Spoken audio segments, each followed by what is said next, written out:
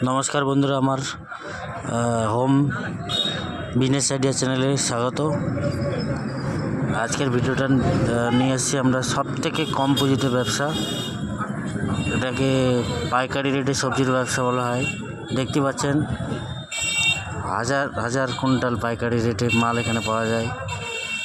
যে কোনো জিনিস আপনি এখান থেকে নিতে পারেন, সব রকম জিনিসের ব্যবস্থা আছে। আলু, পটল, ঝিঙ্গা, আদা, লঙ্কা, শুকনো লঙ্কা সব কিছু পাবেন পাইকারি রেটে।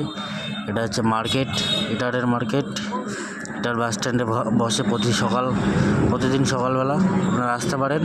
যদি এই ব্যবসা শুরু করতে পারেন, 2-5 হাজার থাকলেই এই ব্যবসা শুরু করতে পারবেন আপনারা।